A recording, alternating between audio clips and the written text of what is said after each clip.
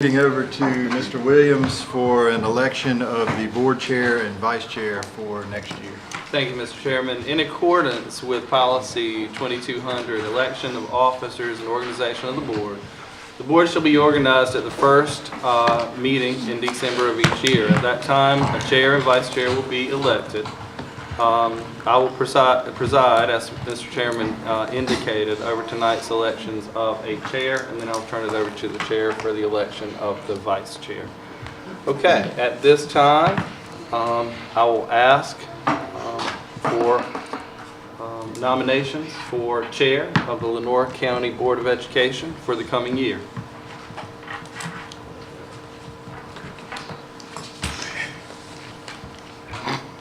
I'll nominate Mr. John Sargent. Okay. Second. We have, all right, motion made by Mr. King, seconded by Mr. Davis. All in favor? Raise your hand. Thank you. All opposed? Thank you. Motion carried. Congratulations, Mr. Sargent. Thank you. At this time, I will turn it over to our chair. Next item is to elect our vice chair for the next calendar year. Do we have any nominations for vice chair? I nominate Bruce Hill. All right, Mr. Anderson nominates Mr. Bruce Hill for vice chair of Lenoir County Board of Education. Do we have a second? Second. Okay, have a second by Mr. Woods. All in favor, raise your right hand. Mr. Hill is elected vice chair. Next item is, and thank you for that, I guess. Next item is to approve the agenda for this meeting. Mr. Chair, move to approve the agenda as presented. All right, motion by Mr. Smith. Do we have a second? Second. Second by Mr. Hill. Any further discussion on the agenda for this evening? And all in favor, raise your right hand. The agenda is approved. Next item is the board chair comments. I want to thank everybody for coming out tonight. There's one thing I did want to talk about. A couple of weeks ago, November the 14th of 2017, at the school board, the North Carolina School Board Association Convention in Greensboro, our school board was presented with the 2017 School Board Leadership Award. This is given for extraordinary leadership in the past 12 months. They only really give one school board a year this award for leadership, and this year they've chosen to give it to the Lenoir County Board of Education. So I want to tell you how proud I am of this board for the work they've done. There's 115 school districts in our state, and they've chose Lenoir County Board of Education. Also, and I'm going to give this to Mr. Williams, and so he can post that somewhere here at the central office. I also really wanted to, when we were in Greensboro, you get up on this big stage and, in front of all these people, and I was told ahead of time, well, somebody has to say a few words. So I said, well, okay, and so I came up with a little, what I was going to say, and then we get up there, and the guy goes, you got 1 minute. So I said, thank you for the award. Was about all I got to say, but really what I thought about with this award is this has been totally a team effort. This award really represents the hard work of everyone in our school system, especially our administration, and I think it starts here with Mr. Williams, with Ms. Herring and Mr. Harvey. They have done an outstanding job for our school system. They've given us a vision, I think even a clearer vision than we've had before about why we're here and what we need to be doing. They've communicated that vision to us on the school board, and I think we've bought into where they want to take us to, and that's important. In the past, I think you've seen school boards that often didn't have a lot of direction. Sometimes they spent a lot of time arguing among themselves about things. People used to say Lenoir County Board of Education was, as Mr. Hill would always say, the best show in town. I'm glad to say we're not that exciting anymore. But we do all have a purpose. We come here to try to do what's best for our children. And with their leadership, really I think in the last 2 years, most people don't realize this, but We've turned over almost every leadership position in the central office in the last 2 to 5 years. That means superintendent, assistant superintendent, curriculum, human resources, finance, federal programs, superintendent's assistant, very important positions. And we've drawn those people from people who've come up through Lenoir County Public Schools. All of our leadership team, they were all principals right here in our system. And I think that's important to recognize. They had their careers here, and now they're in leadership positions here. And really, they know our schools. I think that has been probably the secret of our success more than anything, is we have people now who know our schools intimately. They were principals at our schools. They know what our problems are here, and they know how to fix them. And I'm really proud of them. The other thing I wanted to extend it to is they've been able to get the staff, the principals, the teachers, and everybody else to buy into their vision of where we're going. And that's the key to making real change and real improvements in a school system. They can have the vision all they want. Every superintendent has vision. But being able to share that vision with everybody out there and get an administration and a set of principals and vice principals and teachers who are willing to buy into that, that's what really makes the difference. And they've been able to do that, and I think this award really recognizes that we've been able to accomplish that. Now our hope for the future is that we keep going with this. We have a young, dynamic group, as I've been saying a lot lately in the press, if you've seen the newspaper articles. A young dynamic group, and I think this is just the tip of the iceberg of where we can go, of what we can accomplish, especially with the people we have in these key positions now. So I absolutely want to share this award with all of them, not to take anything away from the board, because they've done a great job in everything they've done this past year, but it's really been a team effort. And I'm proud that somebody really was able to recognize that, at least on the state level. So I thank y'all for that. Thank you, Mr. Chairman. And I will turn it over to Mr. Williams for his announcement. Thank you, Mr. Sargent. Tonight it's my pleasure to honor a number of our young people. As Mr. Sargent referenced, we did attend the School Boards Association conference a couple of weeks ago in Greensboro, and I'm very pleased and proud to tell you that for the first time in the history of our school system, we participated in a couple of the contests that they have, the School Board Association sponsors every year. One of those contests is a poster contest, and each year they have a theme. The theme of this year's contest was what's super about public schools, and they had a K2 strand of the poster contest and a grades 3 through 5 strand of the contest.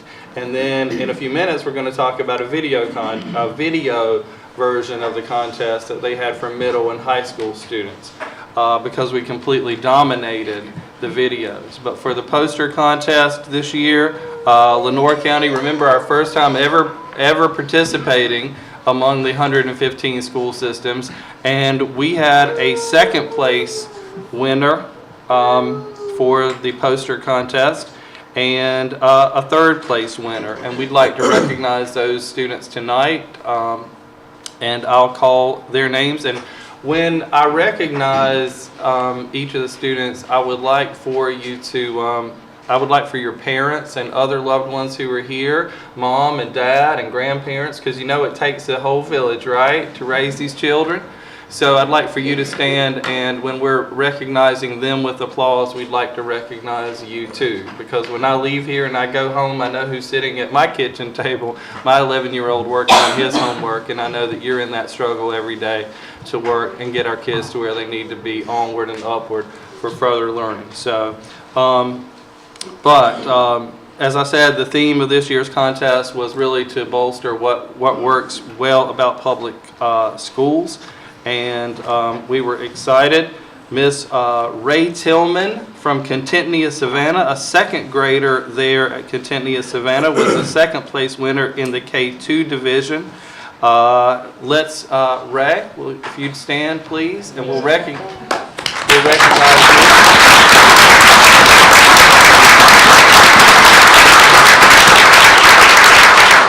Ray, we're going to have you come forward in just a minute. We have a certificate for you to honor you, and then all these people want to clap for you up here, and Mr. Holmes wants to take a picture of you for the newspaper. But do you have your relatives here, your parents and grandparents here? If they're here, let's recognize them as well.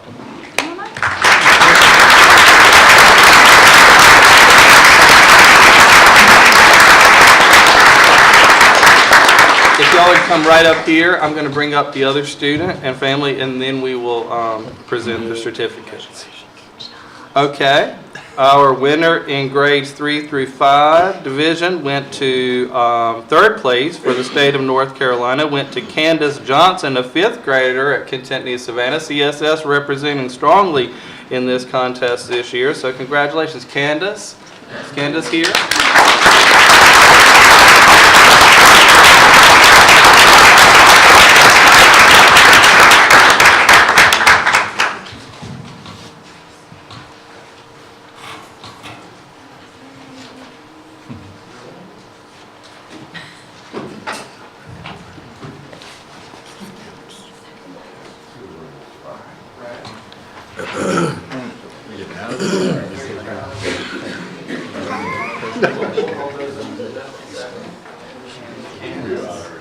Congratulations. I'm very proud of you. And if we could get the winning posters here.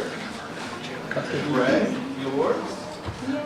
And Candace, yours. And if you want to hold those up so everybody can see, they're outstanding. That's 2nd place and 3rd place in the state of North Carolina. Let's see.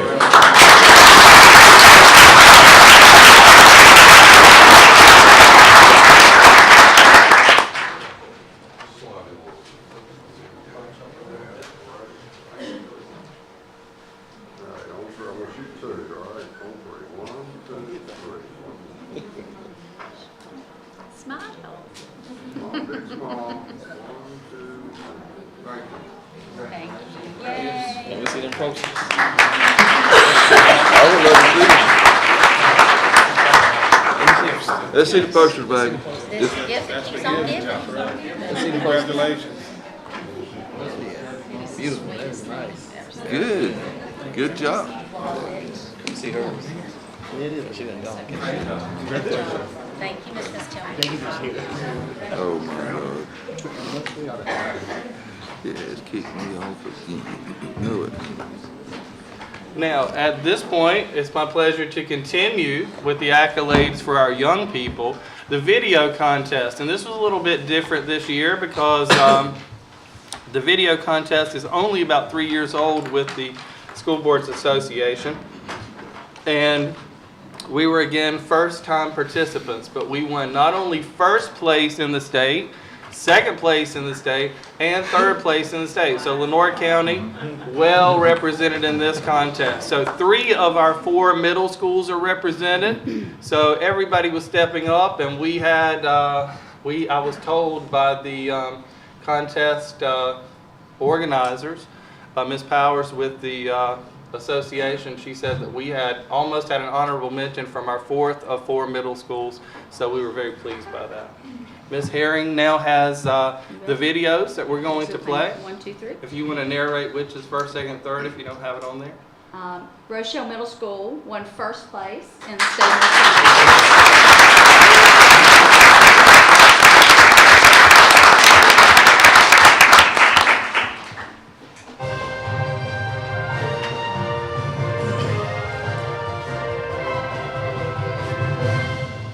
Welcome to Student Television Network.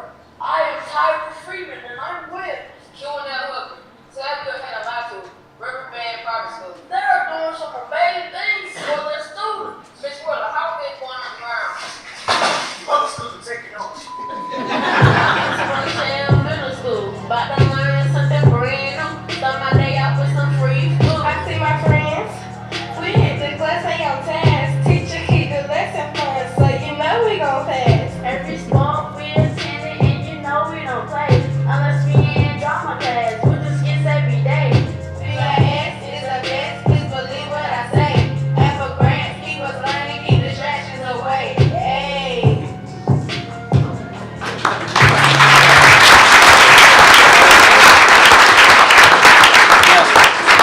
as you're watching these videos, I do want to point out for you that it had to be totally conceived by students, produced by students. Adults could not,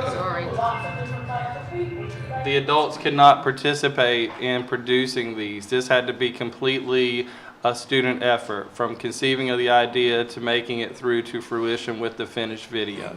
So if you factor that point in, these are even more outstanding. And Continue Savannah School won second place in the state of North Carolina.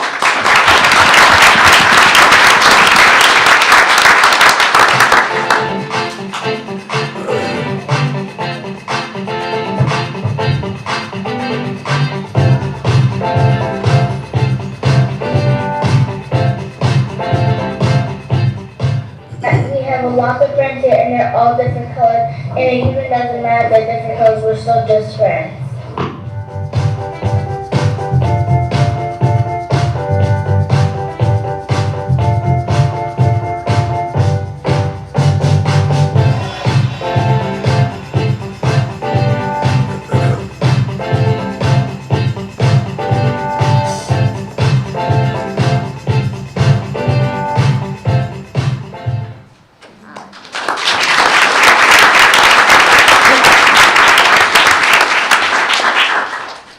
And in third place for the state was Woodington Middle School.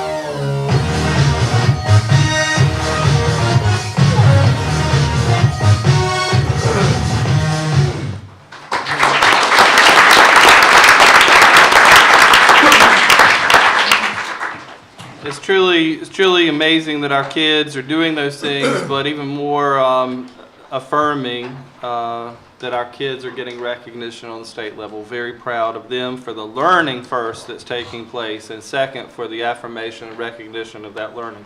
At this time, students, we have some of the students who could not be here. Some of them are student athletes, and there's a ball game at one of the schools tonight. But we have most of our kids here with us.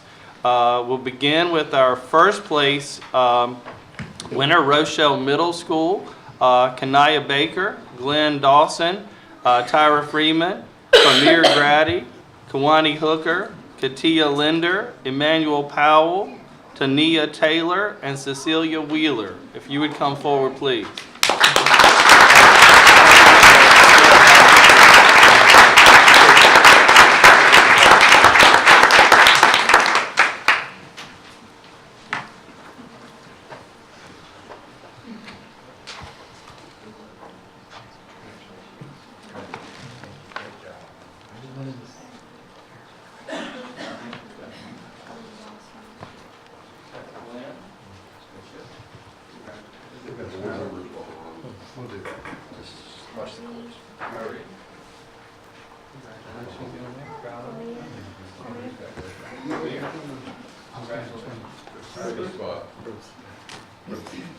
Zataya.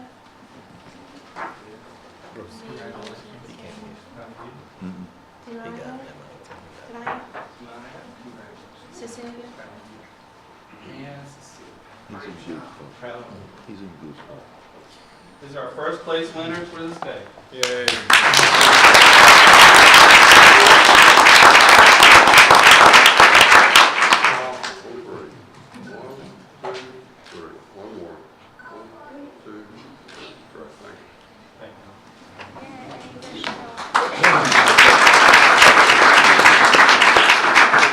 Now, if the board vice chair would stay to recognize the other two groups.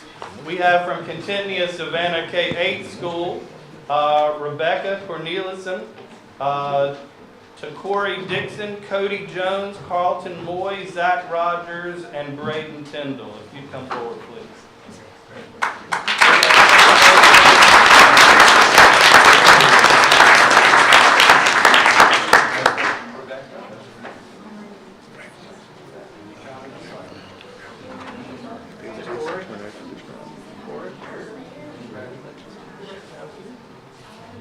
Cody.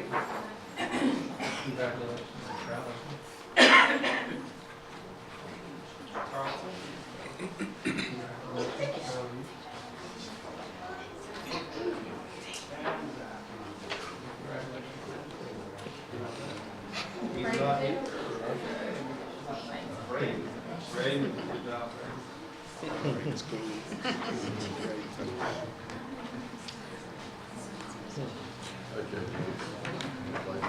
Small, go for it. 1, 2, 3, 1 more.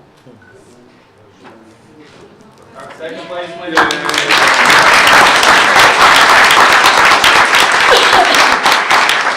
And now our third place winner from Woodington Middle School, Juan Esquivel Acontera, Celeste Figueroa, Cassidy Kennedy, Brody Lynch, Lally Muselin, and Sam Pike.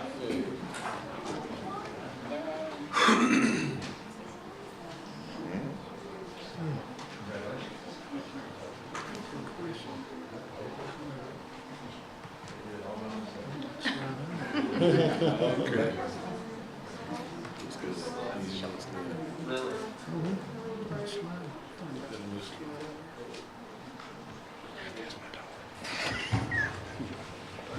She's an expert.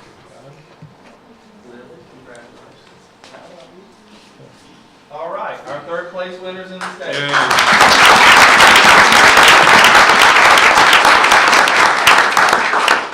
Go for it. 1, 2, 3, 1 more. 1, 2, 3. Thank you.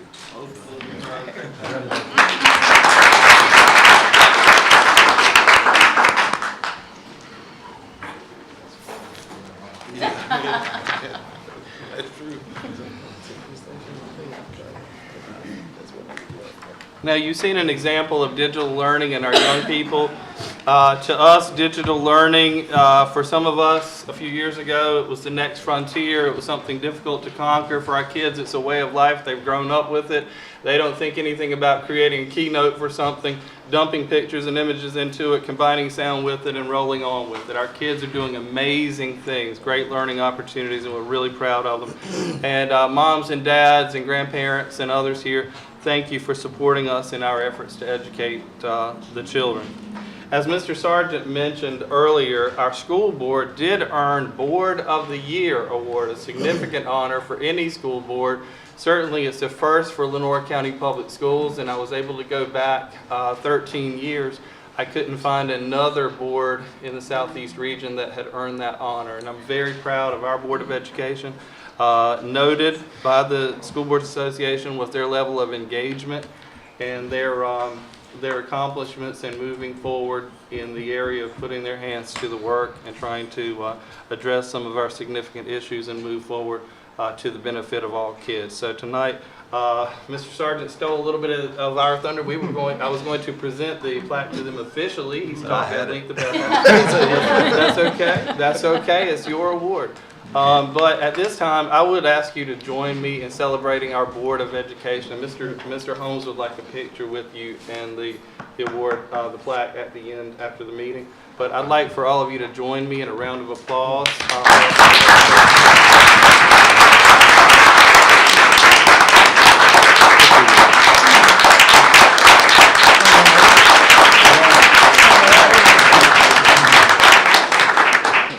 Thank you all very much. And Ms. Superintendent, let me say something. I just want to kind of just echo what Mr. Sargent said. Although we received the award, it's really the hard work of the administration that Mr. Williams and his team have really worked hard. And all we do, we work and we have meetings, but they bring it to us and we look at it, approve it or not. But they're the ones who deserve the real recognition. Absolutely. The administrative team and all those out there in the schools who are working to make sure that these plans that are put in place come to fruition and that they are followed. And I mean, they're the ones who really deserve the recognition. They made us look good. They do. Thank you all. Thank you. Thank you. Tonight, it's my pleasure to recognize as a final piece of the School Boards Association Conference, to recognize some of our board members who earned recognition at that conference, individual recognition for training hours earned. And I'll call their names, and we have a certificate for them. And I'll present the certificate, and if you'd step around, Mr. Holmes would like a picture with you all. But we have 4 of our 7 board members earned this recognition. Mr. W.D. Anderson earned a certificate of achievement for earning between 101 and 200 hours. Let's give him a round of applause.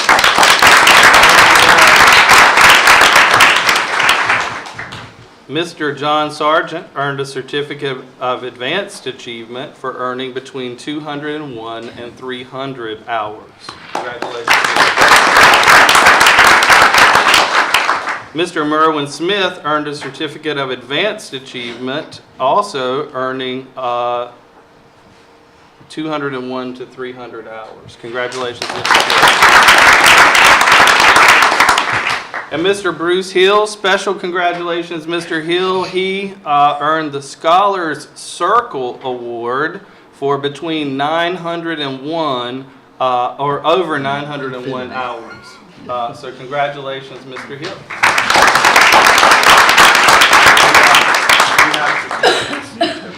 Yes, sir. Take a picture.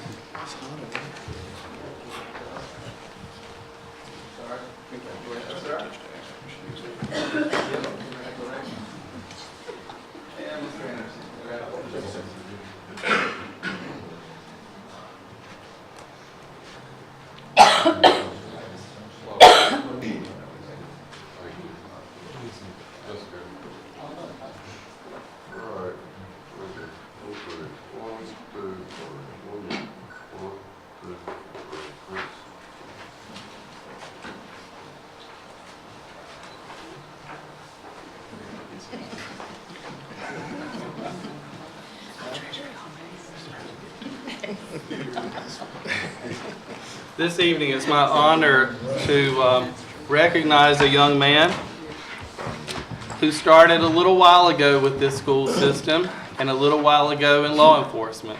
Very special person. I had the great pleasure to work with him a number of years ago when I was just getting started in administration. And we worked together for a season, for a time at Rochelle Middle School. And that's Officer Levi Simmons. He is no stranger to KPD. He's no stranger to the kids at Rochelle Middle School. And he's been a reassuring face for a very long time. He's been the voice of order, the voice of authority, the voice of wisdom, and has helped to mentor in his own special way many, many kids who come through there. He has announced his retirement. And so tonight, and he has helped us so many times here at the board meetings as the representative of KPD here, and we certainly appreciate that. But even more important, we appreciate your daily service at Rochelle Middle School and what you've done. He has served at Rochelle Middle School for 20 years as the resource officer.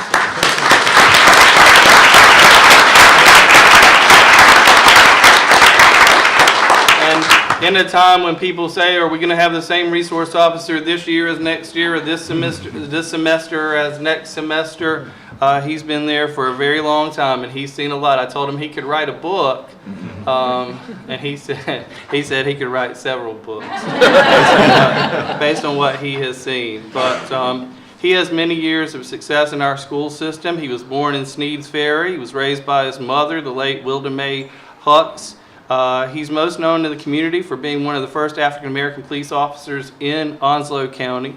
After starting his family, he considered a career in law enforcement And listen to this date. On August the 1st, 1967, Lieutenant Simmons interviewed for the job and was given the job. They said at the time he displayed hard work, discipline, and distinguished character after a period of time on the force. That was the assessment of him, and I certainly would concur to this very day. In less than 10 years, he was promoted to lieutenant. Now, listen to this part. Over the next 50 years on the job, he was recognized for being the longest serving certified active duty officer in North Carolina. In 1970, he was voted Policeman of the Year. His most distinguished accomplishment is recognition from the NC State Attorney General, in which he received the Advanced Law Enforcement Certificate Accommodation letters, 12 commendation awards, and attended more than 295 law enforcement training programs and courses. And again, as I said earlier, for the past 20 years, he has served Rochelle Middle School faithfully. Tonight, Officer Simmons, I'd like for you to come forward, and we'd like to salute you for your service.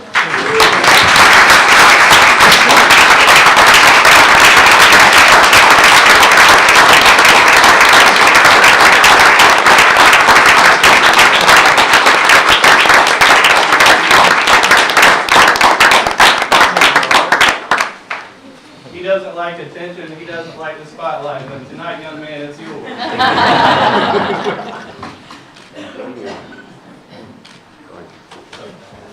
Thank you. Thank you.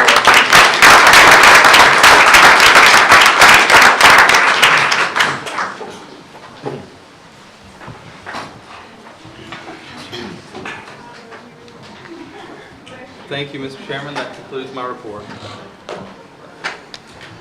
All right, we'll move to the next portion of our agenda, the public participation. Do we have any public comments this evening?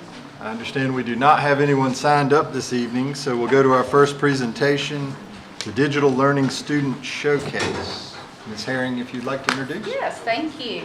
As part of our ongoing digital initiative, we have two schools here this evening to present their showcase, the use of digital learning. The two schools with us tonight are Northeast Elementary, and they're going to go first. Their teacher is Miss Marissa Jones, and the student is Jayana Barrett and what's that? Tariana Vaughn. So we're thrilled to have them with us tonight. During morning meetings, the students in Miss Jones's class have been discussing perseverance. The students decided they would like to act out skits depicting perseverance. Ms. Jones and the DLS have collaborated to create a public service announcement utilizing the skits and then student definitions of perseverance. The PSA was then linked to a QR code to post around the school. I'm Aaron Murdoch. I'm Digital Learning Specialist for Northeast. This is Miss Jones, Tyriana, and Clonell, and I'm going to let them. Yes, we've been working really hard here. We take 10-15 minutes every morning just to kind of set the day up and go over our agenda. And we started actually more than a month ago talking about persistence in our classroom and what that looks like. That's one of the habits of minds of successful people. So we're getting ready to be successful on our end of grade test even now. So we've been talking about persistence and reading stories about it, talking about what it looks like in our classroom, watching other videos about it, and a student had an idea, hey, we should make a video like that of our own. So that started the whole process of us coming up with a script of little skits that we can do, them coming up with their own definitions and thinking about how they've shown persistence, not just in the classroom, but also outside of the classroom. So I'm going to have Tyriana, if you could tell them what persistence means and what it kind of looks like in our classroom. Persistent means to never give up, progress, and practice. In our classroom, we had to practice multiple times, and we had to practice the videos, and we never gave up. Quanell, can you tell them some of the really cool things that we got to do when we were making the video? Some of the cool things that we got to do is we got to go back and try over and over again. And like if we got it wrong, we had to try again, and we never gave up. Yeah, we we had to learn persistence while making the video. What are some of the cool tools that we got to use? Like what did we use? And we did the green screen. It's like you stand in front of a green screen, but when you watch the video, it's not really a green screen.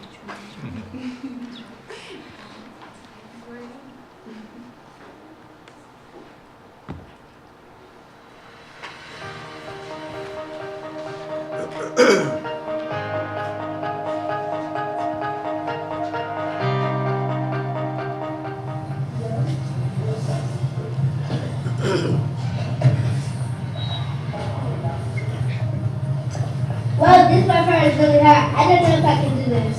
Persistence! What does persistent mean? But how do I show persistence? Practice, practice, practice. Maybe I can do this. I got it! Show persistence. How? By creating a light bulb.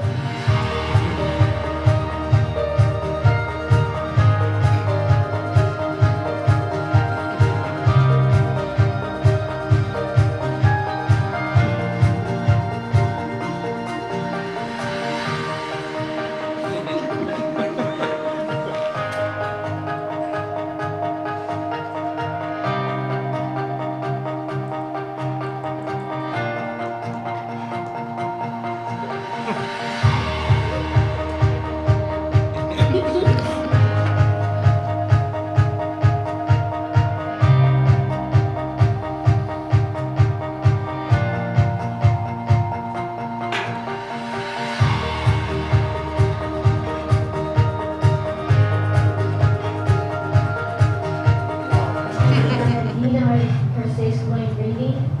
By sounding the word out.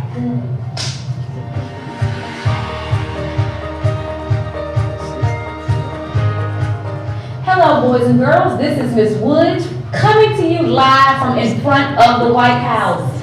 I am here today to let you guys know that you are awesome. You can do anything or be anything that you want to be, including living right here.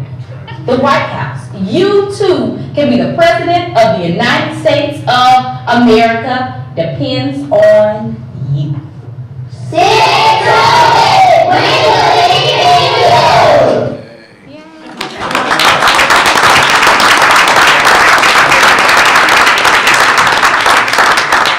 Great job, guys. Great job, Ms. Jones. Great job, students. Great job, Mr. Murdoch. Great job, Ms. Woods. Very proud of you all.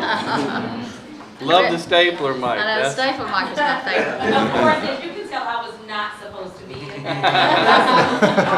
That's great. Great. Our next school this evening is Woodington Middle School.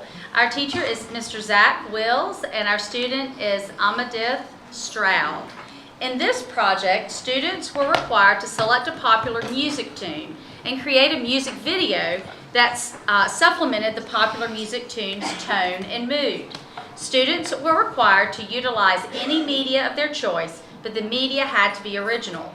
Students were required to make this presentation in Keynote with a cover slide. Through this project, students were able to express their own interests and abilities at the same time. The artwork presented in the video tonight is original artwork designed by the student. I'm Barbara Kennedy, the Digital Learning Specialist at Woodington, and this is Zach Wheels and Amadea Stroud. Let them take it from here. Good evening, everyone. Good evening. As was stated just a moment ago, the assignment was pick your own, one of your favorite popular music teams. We just finished a popular music lesson. Took about a week. And so I wanted to give the students an opportunity to have something fun involved with it. So just like that, please pick your favorite popular music team, create your own music video, original media. Ready?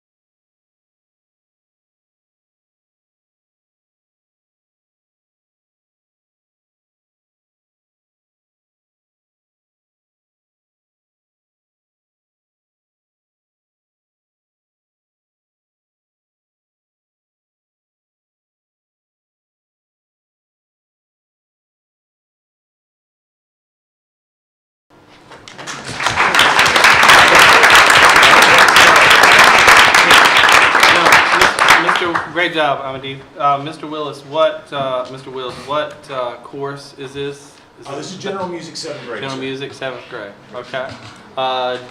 Would you say that doing this video, how would you say, what was the most difficult part of it?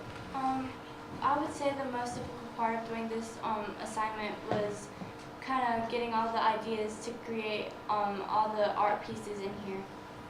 Okay. Okay, and certainly you had to do some research on some of them, I think. And certainly the technical aspects of cutting the, what we used to call cutting and pasting, and now it's just drag and drop, right? But taking the various images from video to still images, and I noticed you had stop motion on some. So great job. Let's give her another round of applause.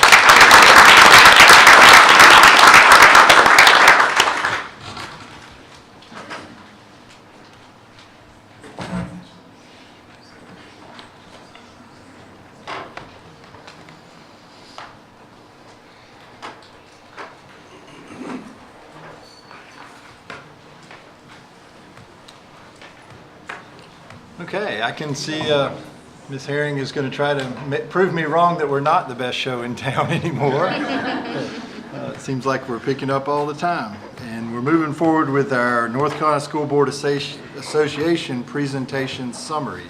Yes, thank you, Mr. Chairman and the board.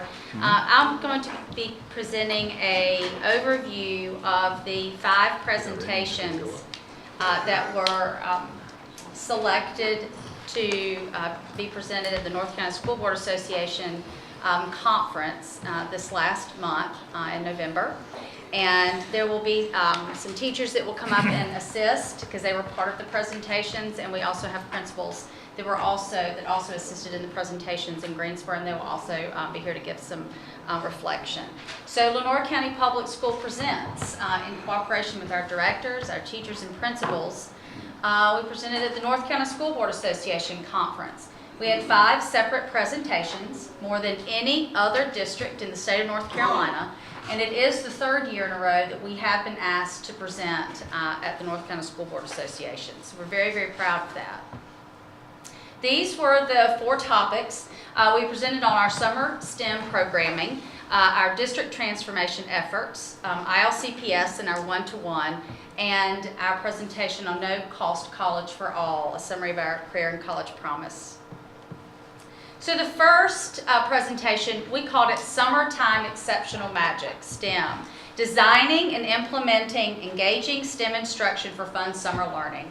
And the 2 presenters were Miss Amy Jones and myself, and this was the excerpt that was in the information at the conference that explained what we were going to discuss. So during our presentation, we focused on several things. We focused on the importance of community collaboration so that our summer STEM camps are successful. We focused on our relationship with Lenoir Community College, Teach for America, Gear Up, the Borough's Welcome Fund, which our grant that we were awarded through Borough's Welcome Fund sponsors our STEM camps, and with 4-H. We shared that we offered 6 weeks of programming last summer from June 22nd to July 27th. We had an enrollment of around 500 students. 74% of them were elementary, 26% were middle, and the statistics on male and female participation was fairly even. And then we shared, in the 3rd slide there at the bottom, the different camps that we offered over the summer. And during the presentation, we had a live link to our STEM camp website. We also shared during this presentation the Teach for America section, portion of our summer experience. And we were able to share with the attendees for our presentation that the state superintendent, Mr. Johnson, Mark Johnson, came to Contentnia, Savannah to visit our Teach for America summer camp. And you'll see we shared those pictures there. And we shared our statistics at the School Board Association conference. We had 275 students from all over Lenoir County, 36 Teach for America members that were training to be teachers. It was provided 6 weeks of reading and math instruction, free of cost for parents, and it served as one of two residential experiences for the Teach for America Corps members. And this was an exceptional opportunity. Many districts, what we found, many districts do offer a STEM camp that's maybe 1 week or 2 weeks. We were excited to be able to share that we have multiple weeks back-to-back of experiences for all children to participate, and that we don't target just our AG and advanced students, but we provide an opportunity for all of our students to have an engaging summer experience. And so that was very exciting. Ms. Jones did a great job. Ms. Herring, I think that point needs to be highlighted for the board because several other school districts pointed that out. It's a novel approach to provide your strongest and best engaging instruction, from coding to robotics to the latest and greatest high enrichment potential opportunities in the summertime. A lot of districts are doing that, but we couldn't find a single district that was providing those same exact opportunities that your highest flying students get in the morning. In the afternoons, we were providing it to our kids who were there for remediation in the Read to Achieve camp. And that's what our state superintendent said he was not seeing anywhere else. And he commended us on all of it, but specifically that. Yes. Thank you. The next presentation, we presented essentially the same presentation, but at 2 different slots. We gave it 2 different names. We weren't trying to pull one over on anyone, but we did think it was so great that we should present it twice. The first presentation, we called it Riding the Ship, One District's Journey to District Transformation. And the second presentation, is essentially the same one, was Charting the Course for Positive School System Transformation, One District's Journey through District Transformation. And the team presenting was Miss Amy Jones, Miss Tina Letchworth, Miss Stacy Cawley, principal at Moss Hill, Miss Elizabeth Pierce, principal at Frank Middle, and myself. In Lenoir County Schools, this was the write-up that was in the bulletin, so people could choose whether or not to come. And our presentation, I've pulled some slides from the presentation. We called it Charting the Course. I have to give credit to Miss Amy Jones. She created this presentation, and she did a lovely job. It's very nice. But we shared during our presentation the 4 improvement priorities that were given to us, we were charged with from Advanced Ed. We went through each one of those 4 improvement priorities and explained what we were doing to address each one of those improvement priorities, the steps we had taken, the process of getting there, what systems and procedures did we put in place to achieve these 4 improvement priorities. And then we were able to share with the group that we actually did reach everything we said we were going to do in the first year. We shared our district non-negotiables. And of course you all are aware of the lesson plans and classroom walkthroughs, informative assessments, benchmarks, NC STAR, digital learning, data spaces, PLCs. But we shared all of that individually while we were presenting. We were able to share also that, of course, of all of our indicators in our Advanced Ed accreditation from 2015, all of them, 100% of our indicators went up after our April 2017 visit. I've asked, we also focused on, when we talked about the process of getting there, we talked about the retreat we had in 2016, our administrators retreat. We talked about the retreat we had the following year where we looked at the Futures Protocol and actually reviewed everything we said we were going to do and assessed, did we get there? If we didn't get there, what do we need to do next? And then we also highlighted our board retreat that we had this past August, because it was important for us to note in our presentation that we could not have met those 4 improvement priorities without the support of our school board and the important part that each of you play in the district moving forward. I've asked our 2 principals, Ms. Cawley and Ms. Pierce, to come up and share. They've had a few comments. It was very important when we were presenting to make sure they weren't hearing just from district leadership. we thought it was very important to have principals. There's another chair. There's another chair. Y'all can share. We have two. We have lots two of chairs. Thank you. Take a Mr. picture Ford. of it together. Our principals are very close. You can tell. We're just a It's movie. that collaboration, Yes. teamwork. But it was very important for us to have, that's right, the fishing, to have our principals with us while we presented. So the reality of what this really, this experience has been for the district could be spoken to by two as outstanding administrators who are, as they say, getting it done in their buildings. So I've asked each of them just to give some reflections for us tonight. I made a couple of notes.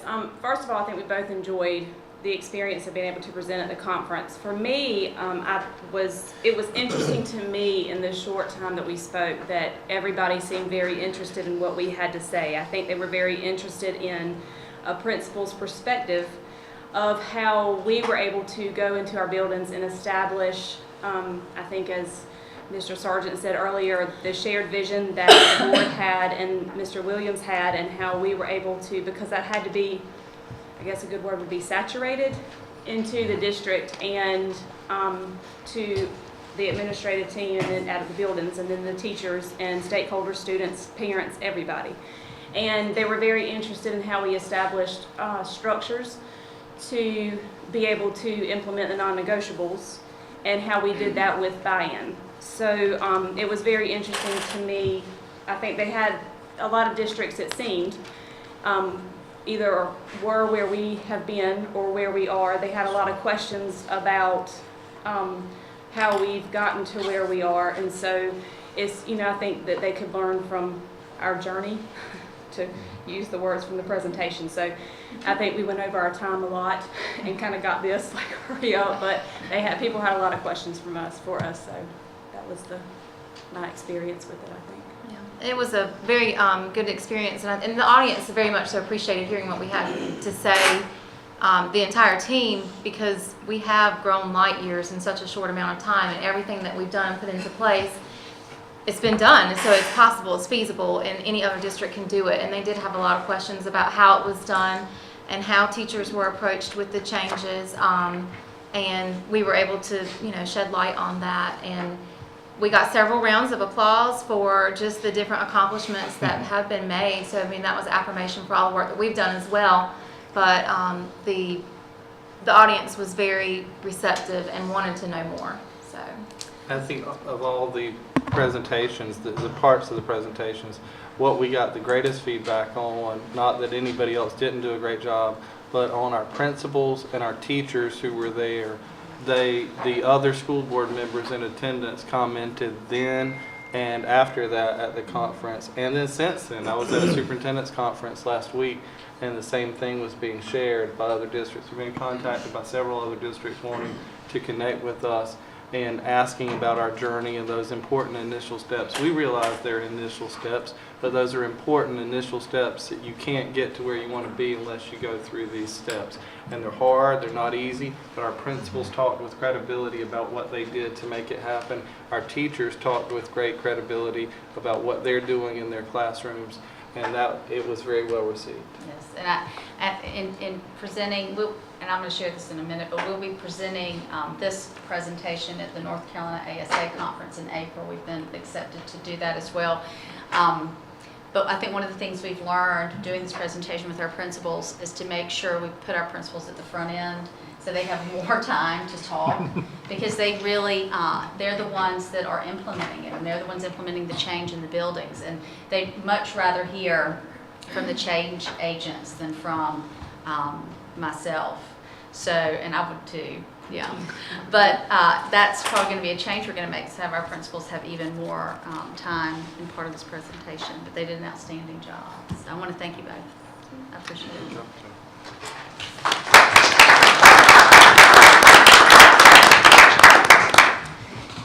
The next presentation that we held at the School Board Association conference in November, it was entitled iPads and Learning, Make It Happen Every Day for Every Student. And we had 3 presenters.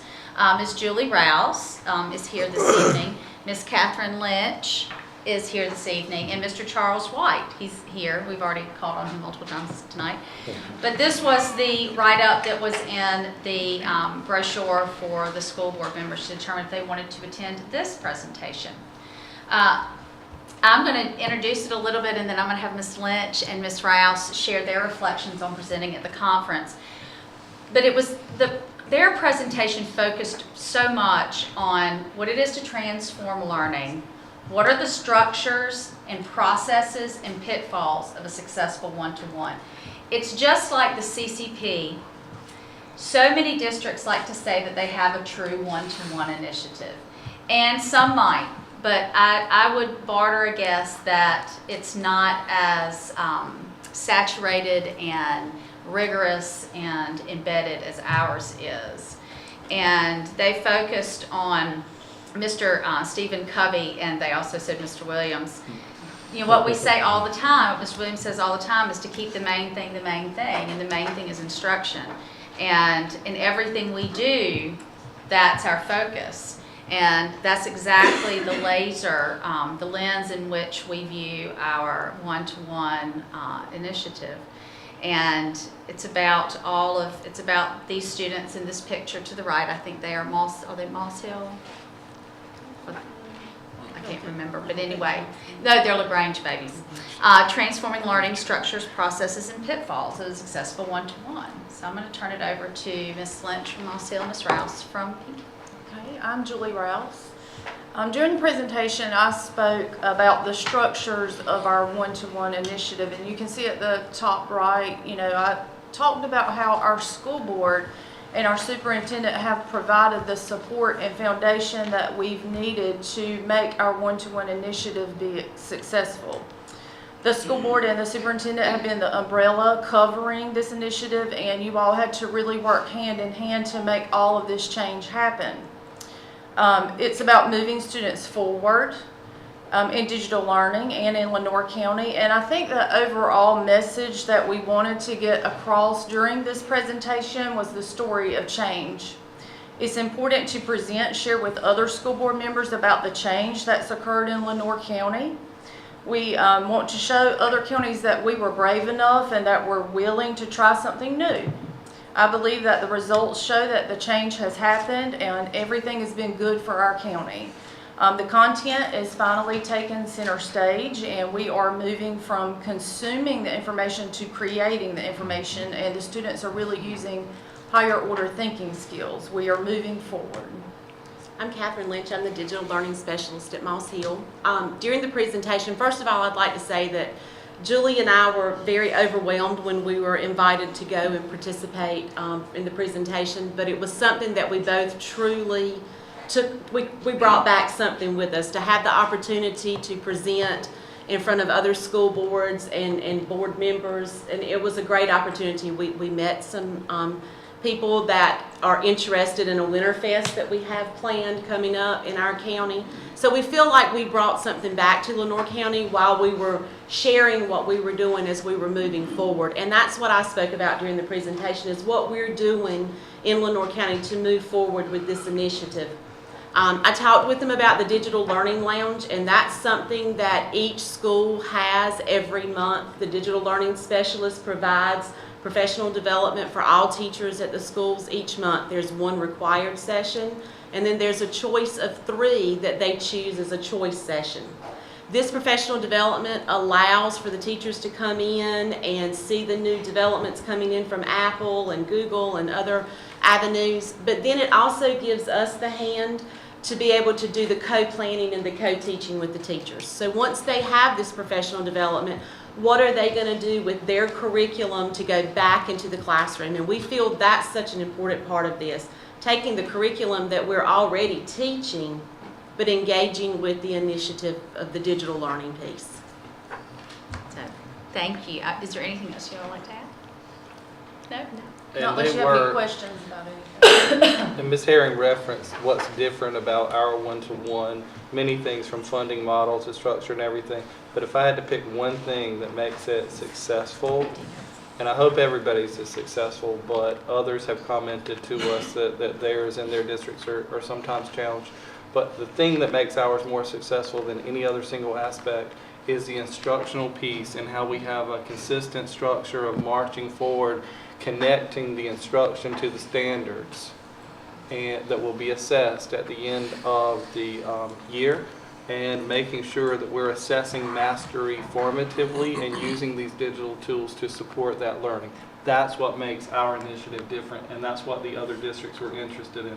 Everybody, as Ms. Herring said, they all say they have one-to-one, or many of them do, and they can put devices out there. But how, to what degree do the devices positively impact the effectiveness of instruction?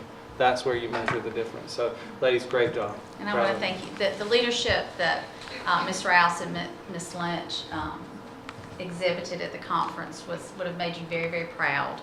They're exceptional educators, and I want to thank you both for the work that you've done. Thank you.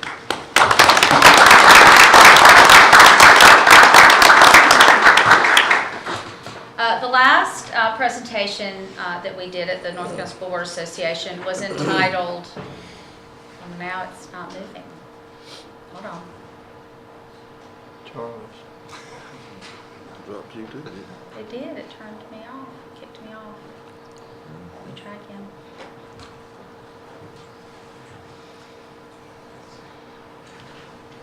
Started talking and it wasn't there. Yes. Please, sir.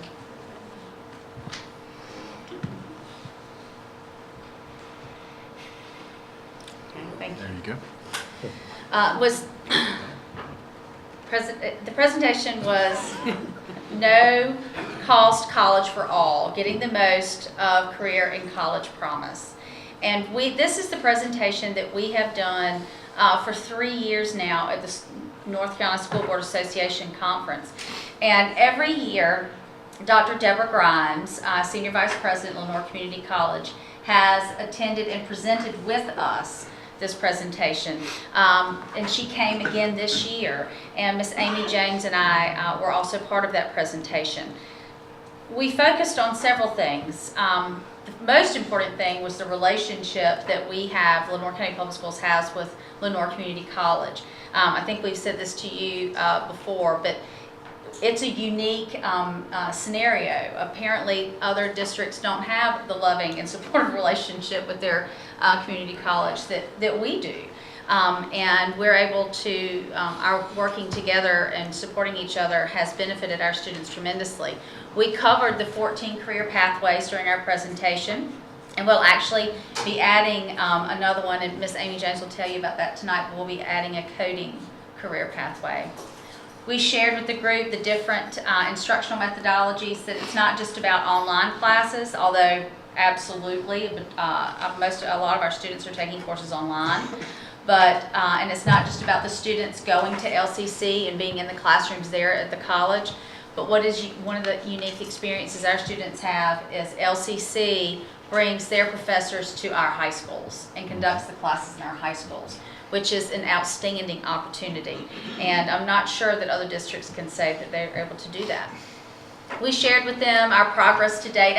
We gave them the whole history of how we got here. But that currently we had 529 high school students enrolled in a CCP course. That was as of August of 2017. 195 of them are at North Lenore, 118 are at South Lenore, 39 at Kinston High, and 177 at Lenore County Early College High School. And a third of the students enrolled at Lenore Community College are Lenore County Public School students.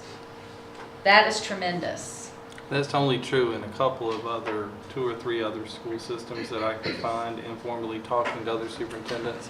That's a very high percentage. So it's a deep and wide partnership, certainly unique. And as of this fall semester, we have 4,245 active credits. So those are the credits that students are currently working towards earning. We shared some examples of 3 students and that graduated this past June, and the hours that they earned and the dollars that they saved by participating in our Career Pathways and the College Career Promise initiative. And I mean, we have Malone earned 29 hours and saved her parents $17,400. Yes. Olivia earned 30 hours and saved her parents $18,000. And Caitlin earned 42 hours and saved her parents $25,200. So the impact is real. And those are only dollars for the credit hours. But if you factor that a student traditionally could only go to college if he or she could live there, unless they could commute, and even if they could, the transportation dollars for commuting. So these are just the dollars projected in savings for the current tuition at the schools in the North Carolina system. So that number would actually be higher if those students had to go and take 42 hours at a university campus. And we had the same experience in presenting this initiative. Many districts, every district is able to offer CCP. It's available, but it's how you offer it and in what capacity and how deep are you able to offer it to your students. And we spoke to many, after our presentations, board members would come and ask us about particular elements of our presentation. And this got a lot of interest because it is something that every LEA has an opportunity to offer to their students, I think they realized after our presentation that their students were getting the full impact as our students are. So that was nice. And then finally, we will be presenting again at the North Carolina ASA conference in April. It's in Concord. And we will be presenting Charting the Course, our journey through district transformation. But that is a summary, Mr. Williams, of our presentations at the North Carolina School Board Association conference. Thank you, Ms. Herring.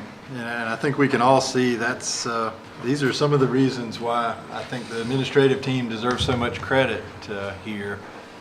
Especially, you see the principals, most of them are here. I mean, you guys are getting this done in your buildings too. Every school system has plans. Everybody's got a school improvement plan. Everybody's got, we want to do this program or that program.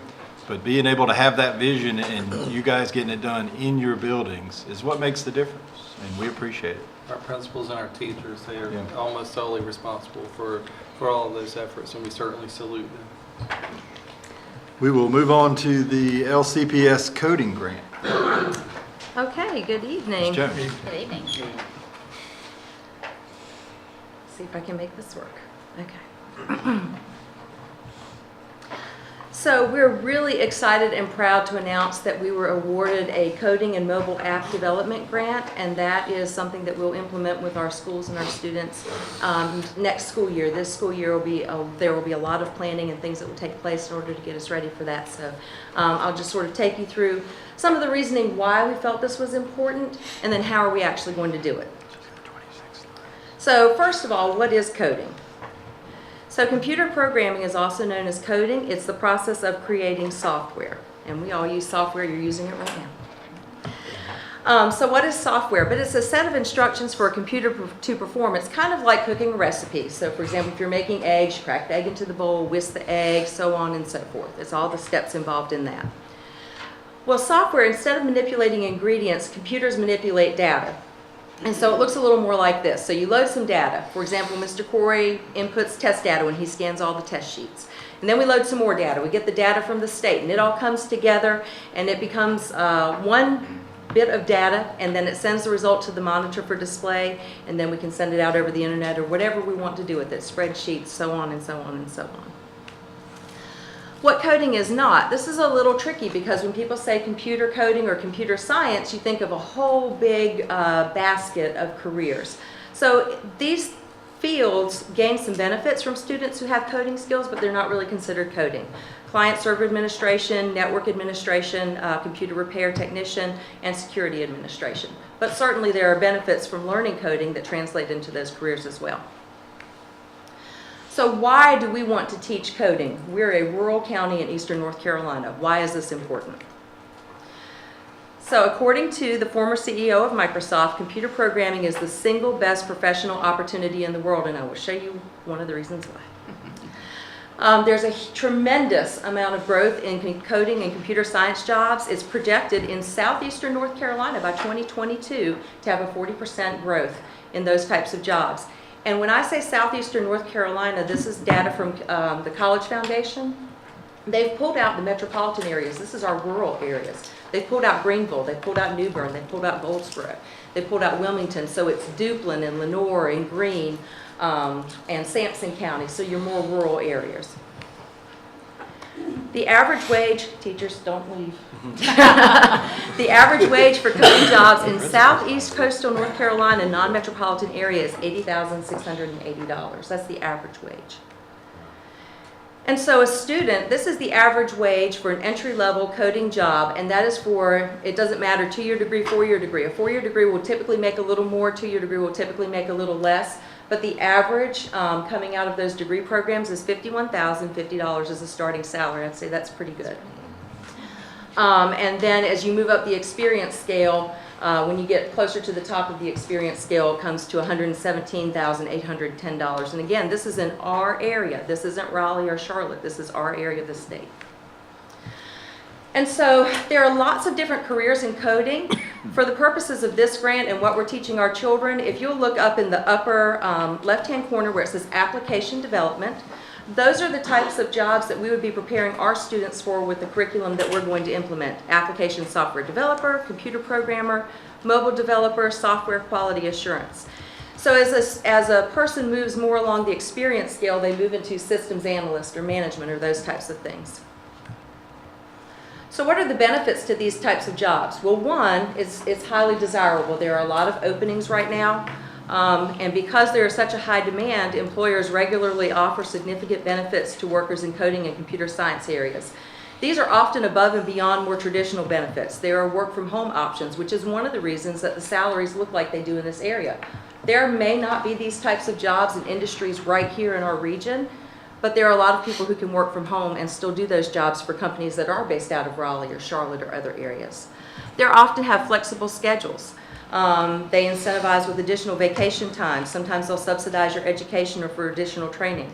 On-site meals, if you think about SAS has daycare, on-site meals, all sorts of things available to their employees right in the facility, and that's in Raleigh. And then discounts if you live in a metropolitan area, they offer some commuter type discounts too. And that is so that they can attract your higher skilled workers to work at those jobs. There is such a need for it. Steve Jobs says everyone should learn how to code because it teaches you how to think. So what is great for our students, not every coding student will become a computer science graduate. They may not have that interest, but there are a number of universal skills that coding develops. When I go to meetings with the Manufacturers Association or the Workforce Development Board or those sorts of things, they're always talking about soft skills and what our students need to be successful in the workplace. So skills like critical thinking and persistence. So that was a great presentation earlier. Problem solving skills, the courage to try new things. Coding is, pretty uncharted for a lot of people. Math skills, meaningful context. Let's say you have a large problem and you know how to solve 80% of it. If you have skills like coding, you can learn how to solve the other 20%. You don't see the problem as insurmountable. Determination, creativity, and certainly coding, because it is such a relatively new career, it certainly does overcome gender barriers. It's available to all genders, all races. Because I'm a girl. Every girl deserves to take part in the technology that will change our world and change who runs it. There are opportunities across both genders for this.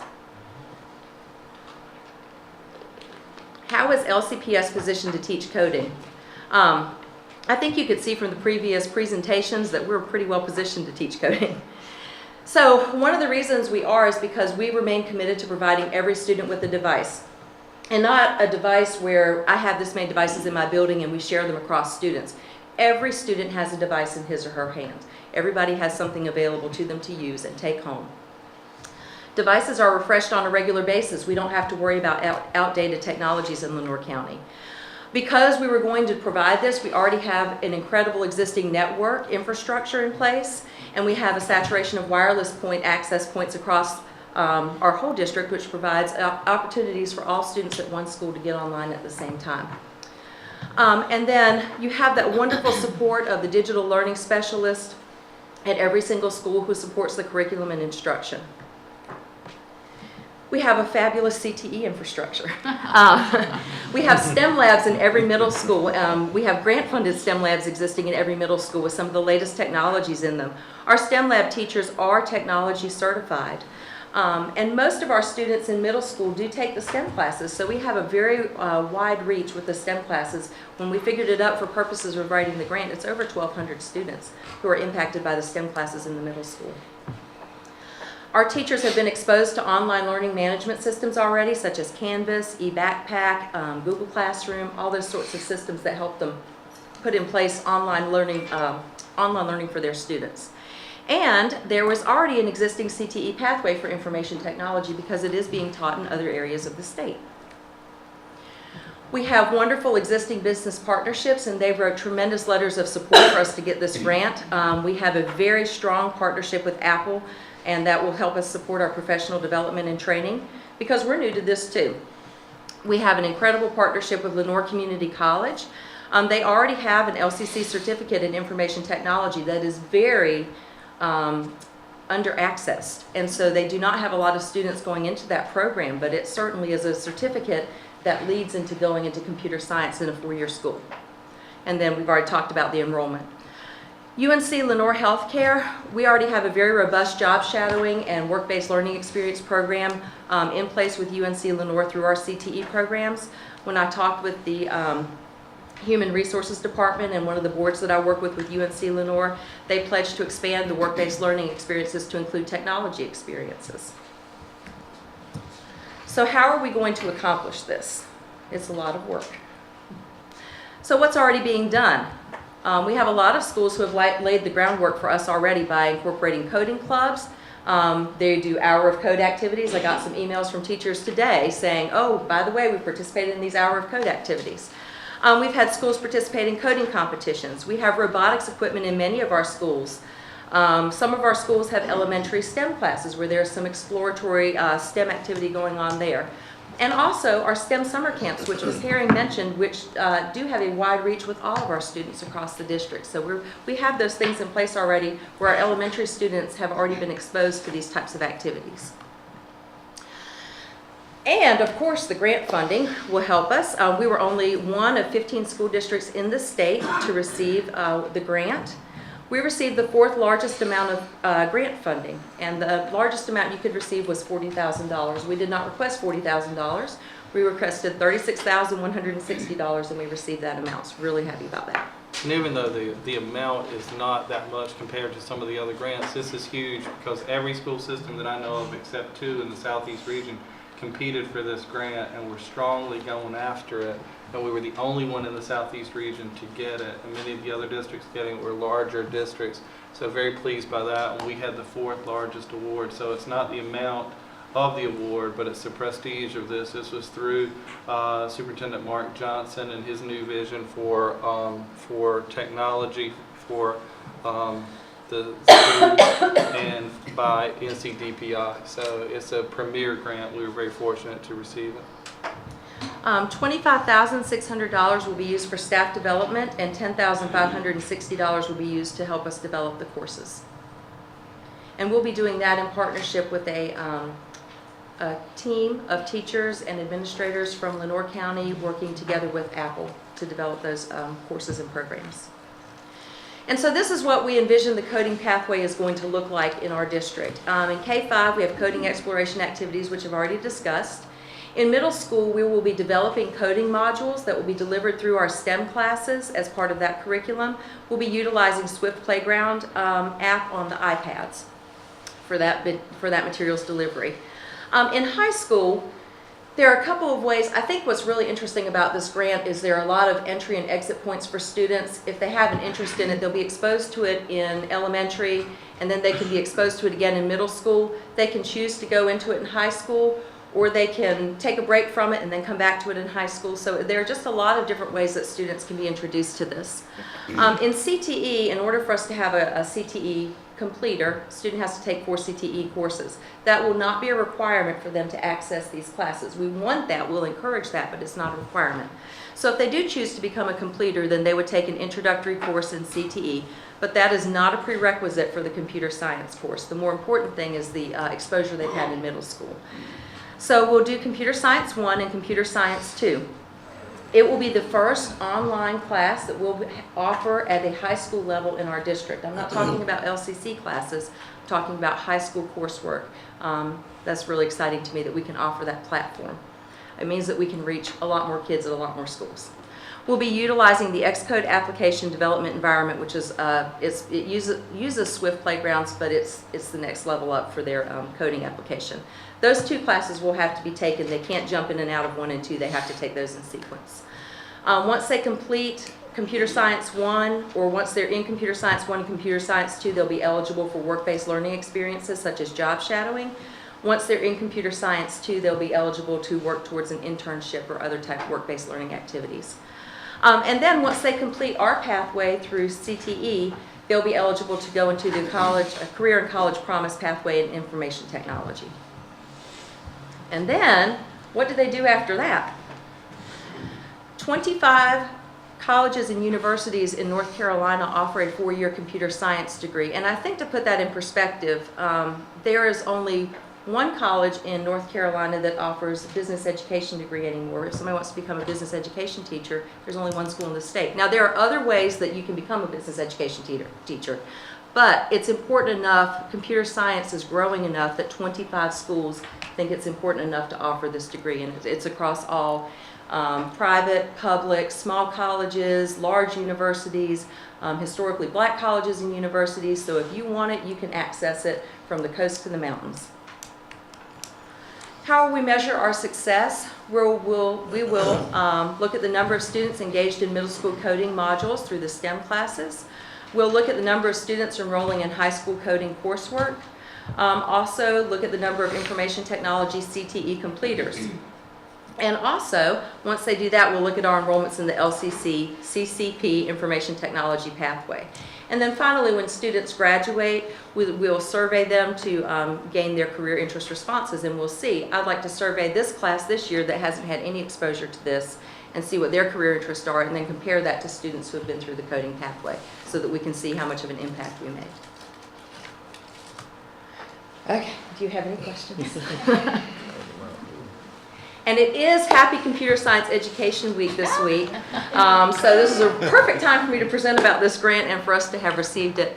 But I do agree with this slide. Every 21st century child should have the chance to learn about algorithms, how to make an app, or how the internet works, just like they learned about photosynthesis, the digestive system, or electricity. It's just really important. It is the language of the future. And Ms.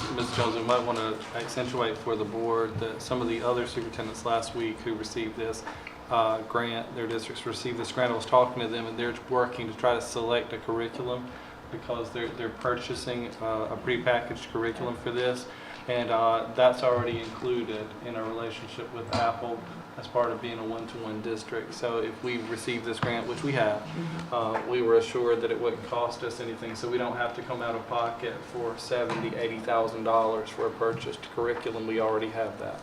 We can spend our money on our human resources, our people resources, and the training that our teachers will need to be successful in this.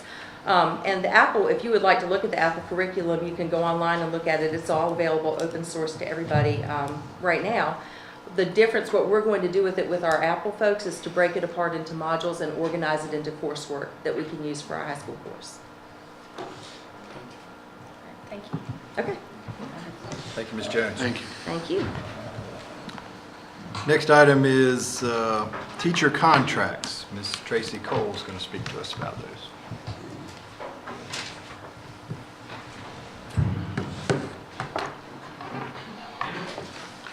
Everybody's got a PowerPoint with 15 slides.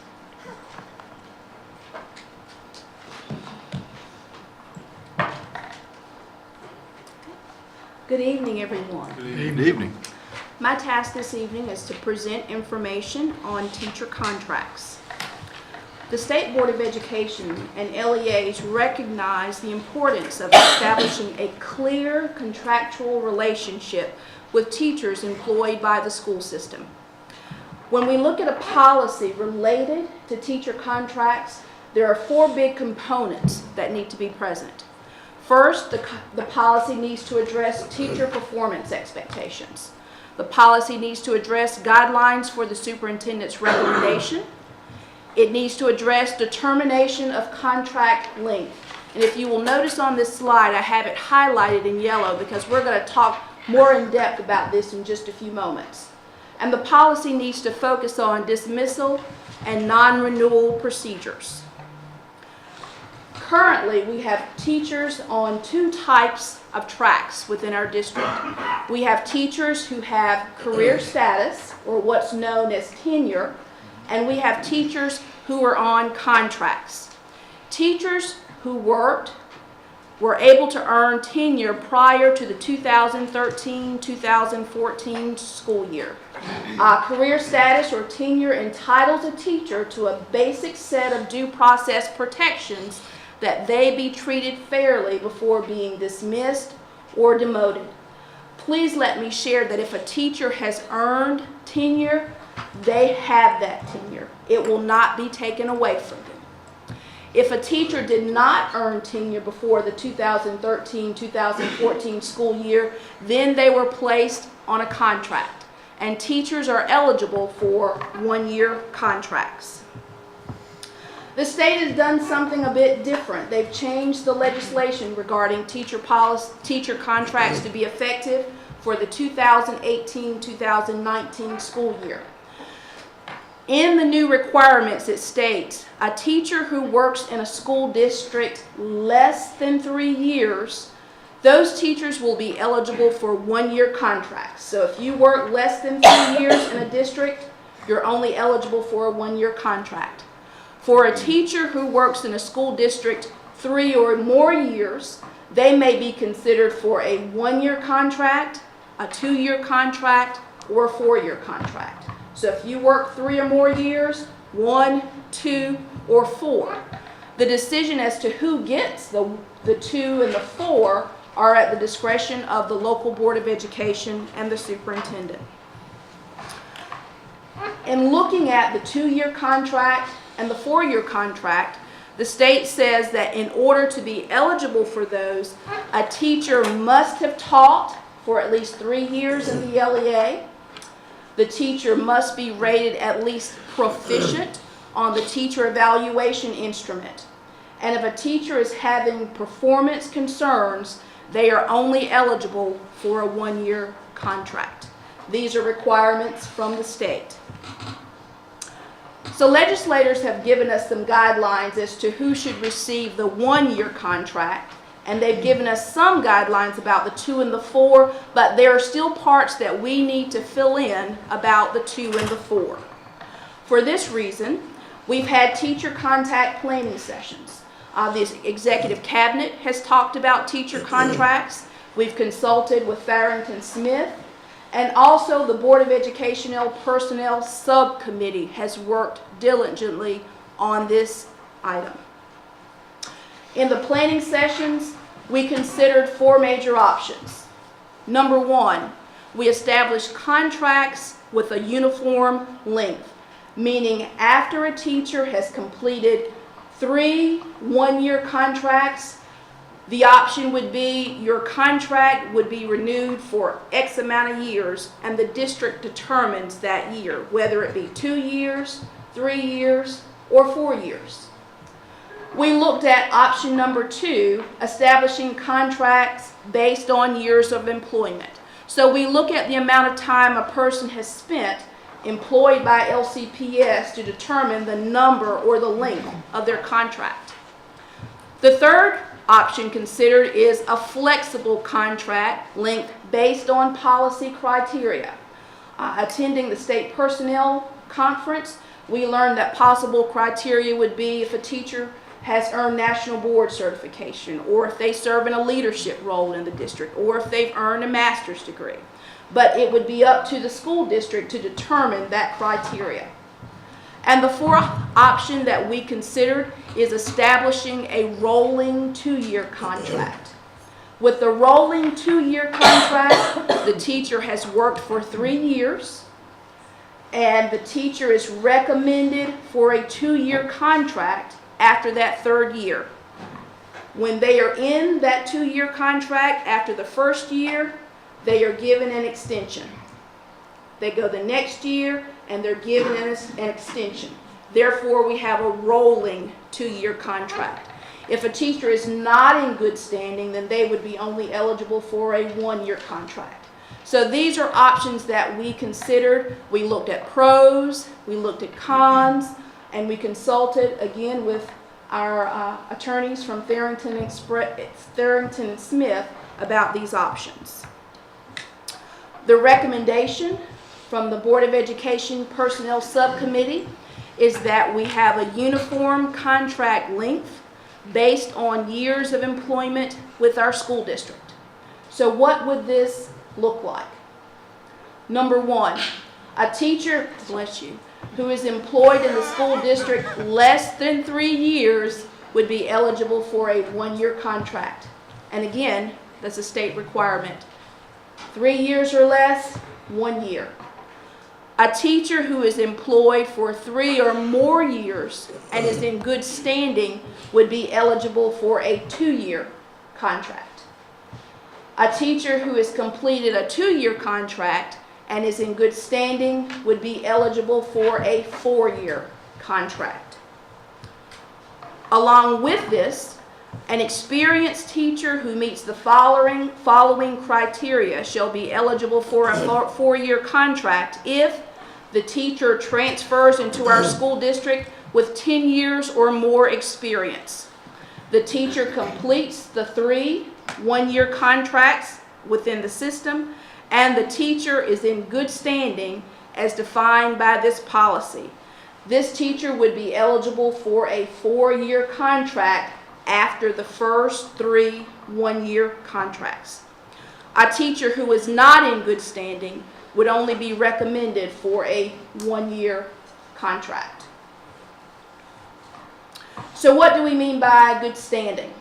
A teacher who is in good standing received at least a proficient rating on all the standards on the teacher evaluation instrument for the two most recent annual evaluations. The teacher is not currently on a growth or improvement or corrective action plan and has not been on any such plan during their time this school year or the previous school year. In order to be in good standing, the teacher has not received a written reprimand, a demotion, suspension without pay, or documented disciplinary action during the current or previous school year.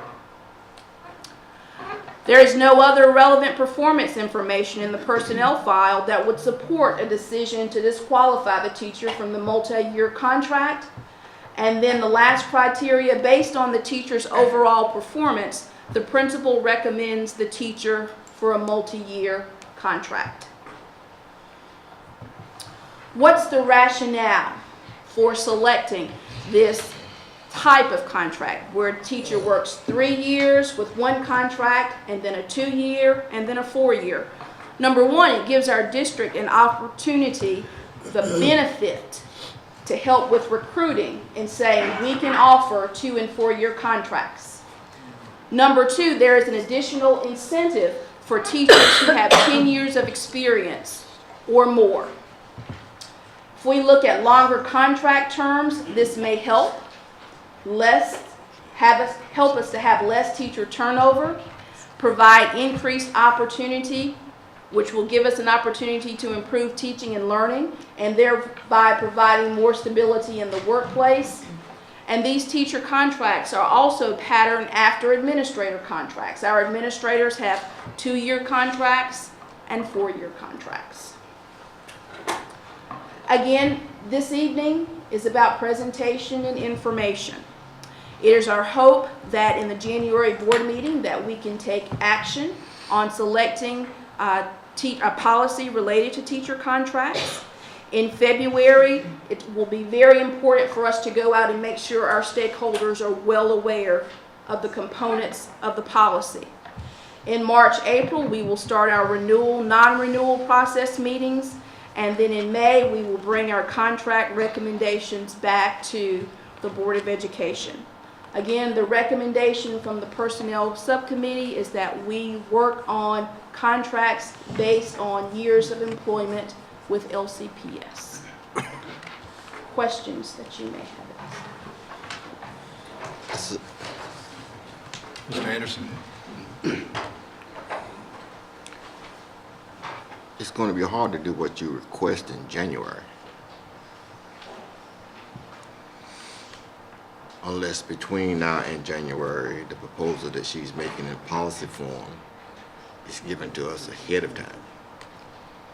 Well, that's what I was going to say. We need to actually see the policy. There is a draft. Yeah, we're going to need to see the exact language of the policy, and I would agree with that. There is a draft policy in that format that I've shared with Ms. Taylor that she can email to you. Yes. Yes, sir. Mr. Hill? Yeah, so let me make sure I understand that, and you may have said it and I just wasn't following you. Okay, so in the first, second, and third year, they're gonna have a one-year contract. Yes, sir. Right? Then in the fourth and fifth year, they'll have a two-year contract. They would be eligible. Right, be eligible for two-year contract, right. All right, there's the key word, I guess. And at the end of the fifth year, in the sixth year, they would be eligible for a 4 year, sixth, seventh, eighth, and ninth. That's correct. Okay, now, after they have completed their fifth year, and they're eligible for a 4 year, does that mean they automatically get a 4 year, or is that discretion, this recommendation of the superintendent? With this, the way the policy is written, they would be eligible for a 4-year contract. If they are having performance concerns, then they would be eligible only for a 1-year contract. They'd still have to meet the criteria for good standing. Right. And If there that are would performance involve. concerns, then that certainly they Okay, would move also, off so that they meet the criteria. After the fifth year, they automatically get a 4 year contract. They would be recommended for. Recommended. Yes, sir. All right, so then after the ninth year, or they automatically get another 4 year contract. They're recommended They're for. recommended. If again, Has to they've come- met all the criteria, there are no performance concerns or anything like that, or the performance concerns would move them to another track. So it's recommendations, but not automatic, I guess is what. Yeah, that's automatic, yeah, is it just automatic? It's not automatic. No. You have to be It's in all good standing recommendations. for 2 It's all years, recommendations. 2 previous years. Right. If the teacher meets the criteria for good standing, they would be eligible to be recommended for that contract. They would be eligible, but doesn't necessarily mean that they would get a contract. That's for any contract. Okay. Still have to come at the recommendation of the superintendent. That's correct.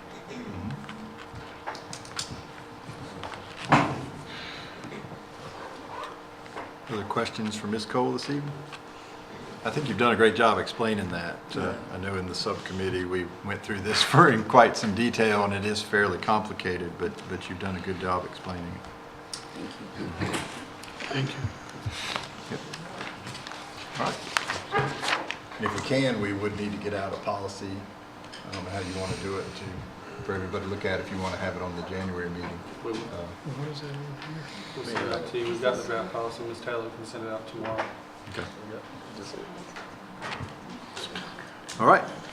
We will move on to the Lenore County Partnership Agreement, Community Teams with Schools. Mr. Harvey. Thank you, Mr. Chairman. Tonight, for first reading and for your information, we present this draft agreement that represents an example of the type of agreement and youth diversion program that a multi-agency task force of Lenore County stakeholders have been working on to develop over the last few months in order to address a high number of criminal charges against school-aged youth. As many of you know, the Raise the Age campaign has been touted throughout the state for over the last year. Well, in December of 2018, new legislation will take effect identifying those under the age of 18 as juveniles. The current designation age is 16. Lenore County Public Schools, in partnerships with several agencies, including the Sheriff's Department, Police Department, Social Services, and officials at the courthouse, have entered an agreement called PACS, Partnership Agreement, Community Teams with Schools. A few highlights, I won't read the entire document for you tonight, but a few highlights or basic principles. The premise: the vast majority of student misconduct can be addressed through classroom, in-school, family and community strategies, and maintaining a positive climate within schools rather than involvement by the justice community. Essentially, we want to have some understanding that students won't be charged for the minor incidents that they have historically been charged for, such as fighting in schools.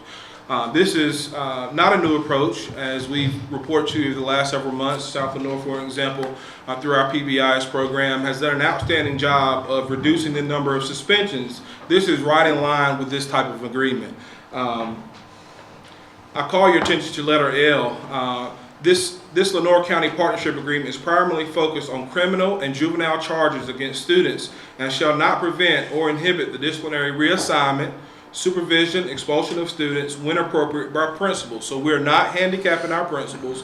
Our principals still will make decisions in the best interest of their schools, but we will have an understanding of how students are or are not charged for minor incidents. The draft spells out what constitutes a minor incident.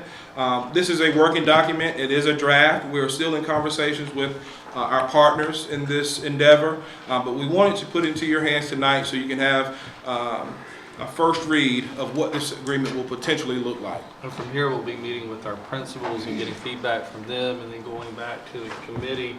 And Mr. Sargent has served on that committee. Mr. Harvey has. I have. Mr. Smith has attended as well and served. And Judge Beth Heath, Judge Erica James, Chief of Police, Sheriff. So a lot of other community entities from JCPC to a lot of other entities, juvenile justice, serving for the benefit of trying to come up with something. And we've been doing this for a few months now, working with a draft agreement that was used in another county successfully, New Hanover.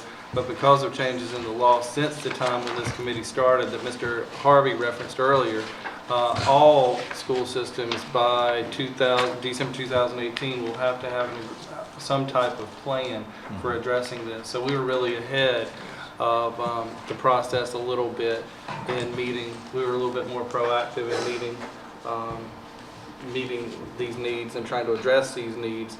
So we're hoping to have something to you. We'll meet with our principals and stakeholders, go back to Judge Heath and that committee.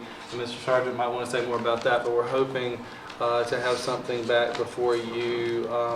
And see, this also can involve changing our discipline code based on what works for our principals in our schools and our assistant principals and SROs and the Sheriff's Department. And it has to be a collaboration, district attorney and the judges. So we're hoping to have something as early as February to you, but we wanted to let you know that this is ongoing and it's starting to get some press attention out there now, and we certainly didn't want to continue any further. Certainly since we received that draft agreement last week, and we wanted to bring it before you and just let you see the type of thing we're working on and working toward. But at this point, it's just information about where we're headed. Yeah, and I'll say this has been in discussion for a really long time at the court system level. And a lot of us feel like that we really need to take a hard look at that decision to charge a student with a crime for something that's committed during the school day. And that can be controversial, but at the same time, you know, our kids occasionally frequently get charged with crimes for things that happen at school. And there's a lot of, it's not really uniform the way it's been applied. A lot of it depends on the SRO who's involved or the school-based administration.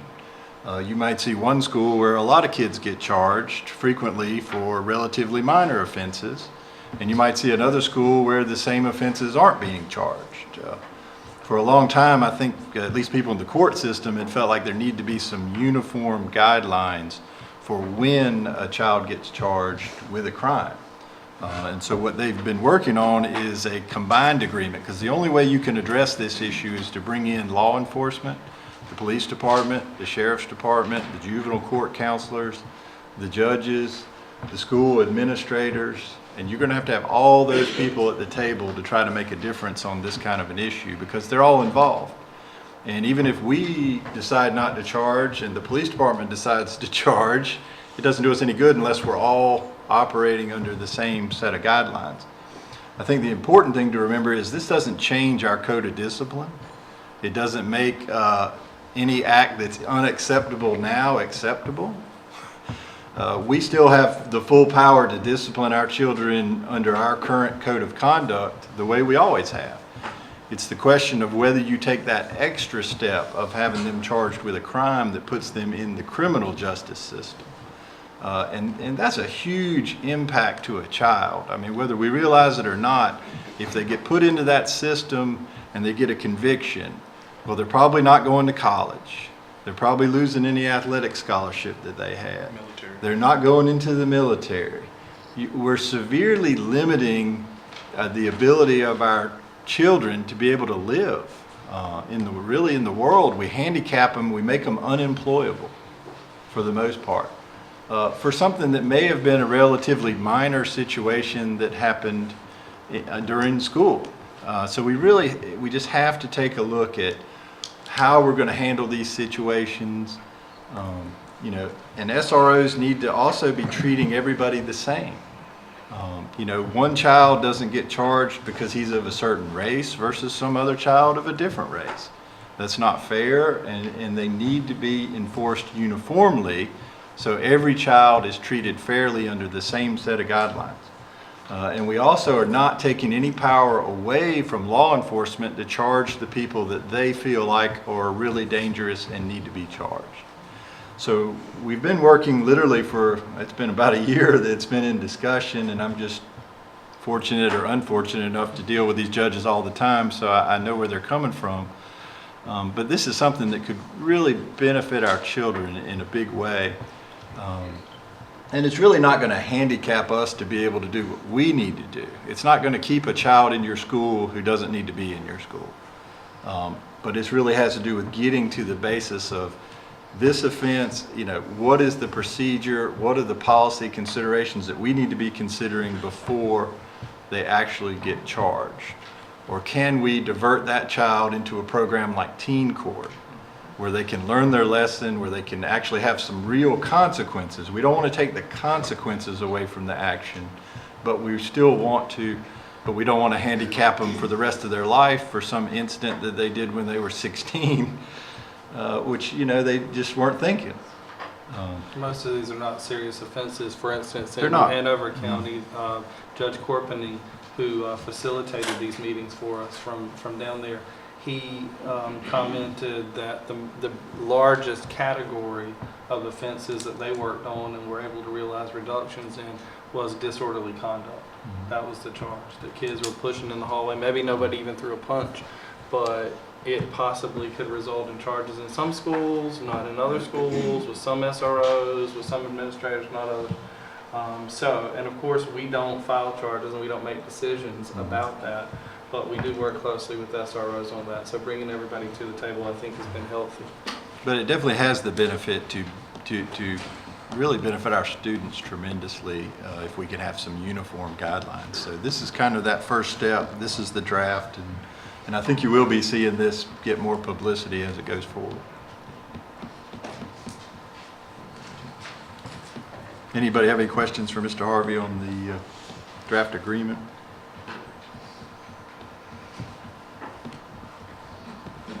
All right, it's getting late. Let's move on. Thank you, Mr. Chairman. I'm sorry. Next item is the update on the bus garage. Mr. Harvey. Good news. Tonight I will update the board on the progress of the restoration project at our bus garage environmental facility. As you recall, Hurricane Matthew had devastating effects on many parts of our school district. Notwithstanding the over 200 students that were displaced at the peak of the storm, the bus garage was had our most burdensome impact. At the peak of the storm, water levels rose nearly 4 feet inside the building. Mr. Mitchell and his team worked diligently to remove nearly every piece of equipment, including buses, wreckers, fuel trucks, and everything possible to prevent even more catastrophic losses. As you recall, after several meetings with FEMA, we were granted $114,000 to assist with our nearly $400,000 actual loss. Thankfully, the board did approve last September the use of transportation funds to supplement some of that loss. Even with this support, we fell significantly short of the total cost of the restoration project. Our contractor, Fred Drones Construction, has worked diligently since September to return our transportation department to operational status. At this point, most of our office complex has been renovated. Tile has replaced carpeted areas, and sheetrock has been replaced with corrugated metal above flood levels. New windows have been installed, and all the technology equipment wiring has been replaced and moved above flood stage. Once the office complex is completed, the attention will turn to the actual garage bay areas. Walls and floors will be repainted. This is the last stage, and it will begin when our bus operations halt for the holiday break. It is our hope that the project will be completed by the end of January. Of course, weather-related delays may impact that goal. I will provide a final update to the board once the project has fully been completed. I provided to you in your presentation pictures of some of that project. Mr. Mitchell is here, and he may want to add some information in regards to the restoration project as well. I just want to add that we really thank the board for approving the funds, and it's been a long haul, but we just thank you, and with the work that's been done, we're pretty much satisfied. It's not the Taj Mahal, but we just keeping the main thing maintained. To keep our children safe and provide what we can for them. And they've not missed a beat, not missed a day of work, and the buses have rolled on time.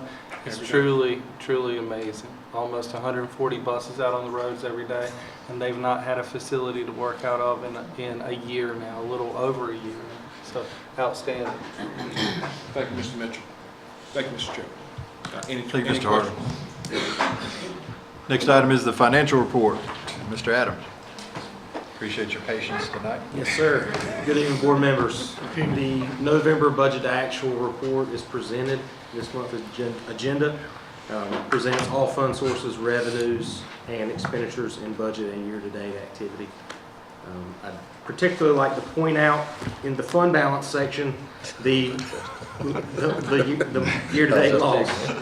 As you'll recall, last month there was $500,000 still remaining of our digital lease obligation that we paid from local funds. That'll be transferred to federal funds once all funds are available. The additional $800,000 increase is due to timing of our supplement payments. All classified administrative supplements to staff are paid in November, as well as half of all certified supplements.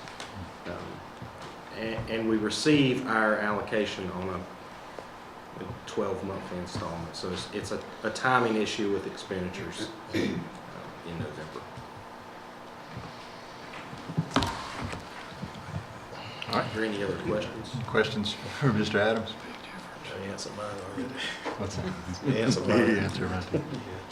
So you tell us this is really a cash flow issue at this time of year, more than anything.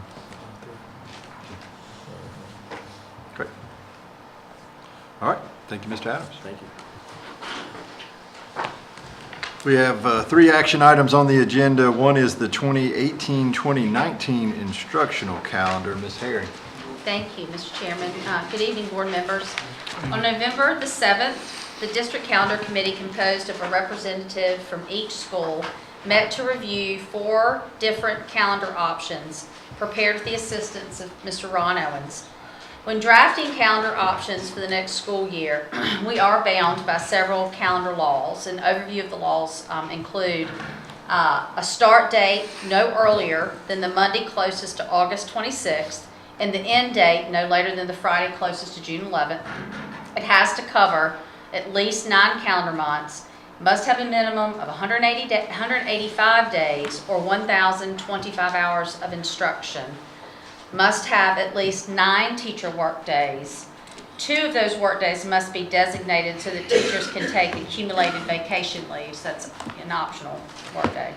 Must contain a minimum of 10 vacation leave days, contain the same or equivalent number of legal holidays as designated by the State Personnel Commission for state employees, and Veterans Day must be a holiday for all public school personnel and all students enrolled in the public schools. While creating our calendar options for our committee to review, there were 7 other districts who had already posted their calendars for the 18-19 school year.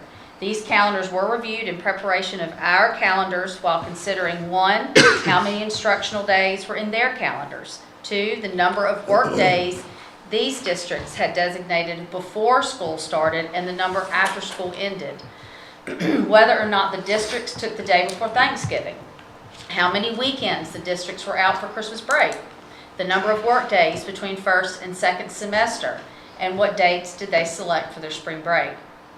As the calendar shifts through the years, there are always about 3 years that provide a rather difficult scheduling option, and this year, as last year, is one of those years.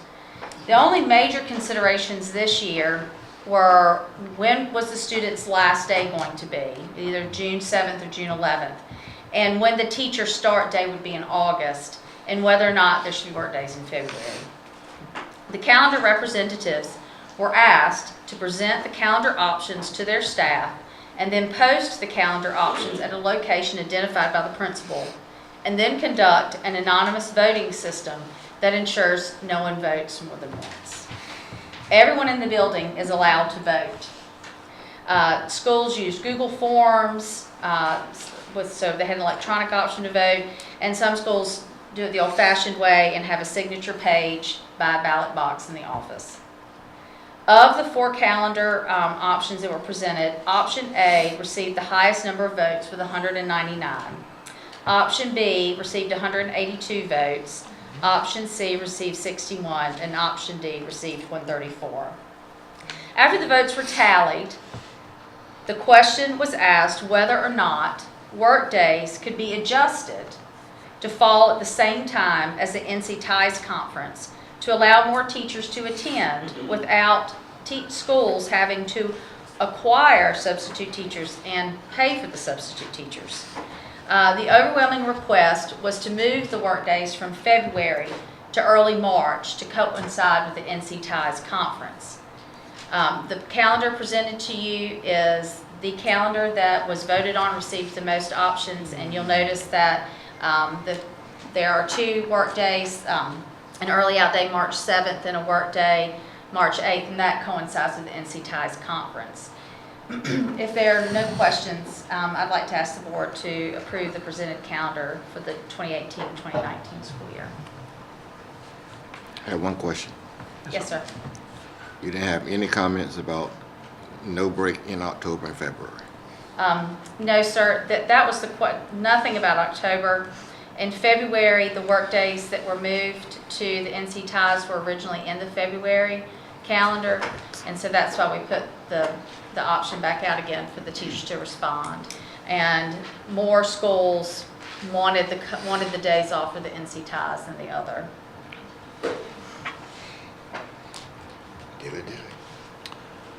When does this put graduation? That's what I was thinking. So they would put graduation on the 15th. Last day is June the 11th, so we're pushing it back to the 15th for graduation? Yes, sir.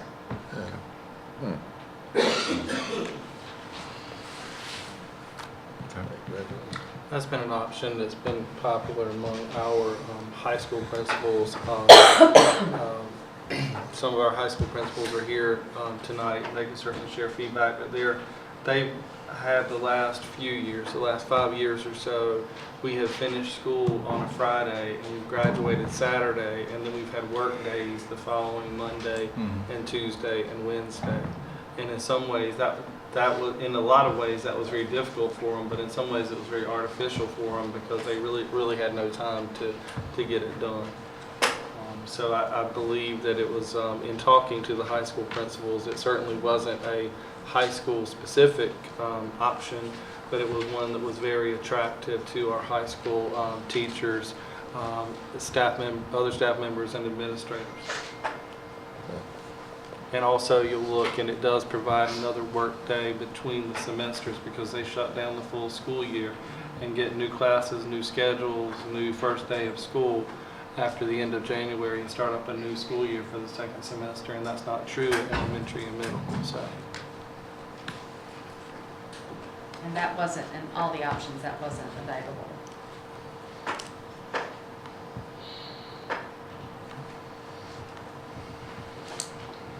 Do we have a motion to approve the calendar as presented? Motion to approve the 2018-19 instructional calendar as presented. Motion by Mr. Hill. Do we have a second? Second by Mr. Woods. Any further discussion on the motion to approve the calendar as presented? All right, we'll call for a vote. All in favor, raise your right hand. All opposed? Nope, it passes. Thank you, Ms. Harry. Thank you. Where are we at? Next one is a board meeting change, date change by Mr. Williams. Well, 2 changes proposed. One has to be because most of the board won't be here, and the other one is that Go faster. That is true. That might be something to look at. And the other option is, that you do have a choice about is Tuesday, January 2nd, the first day back from the Christmas holiday and New Year's holiday. We would have a board meeting that night. We've done that before and we can do that. But many school systems have moved their meeting to the first Monday, the April 9th, and that's consistent with what we've done in some of our other months.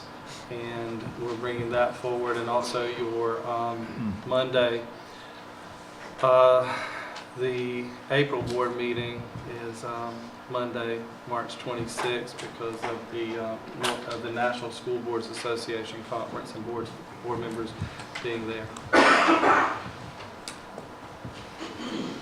So the So two changes proposed. proposal is to move the January 2nd meeting to January the 8th, which is a week later on Monday, and move the April the 9th meeting up to March the 26th.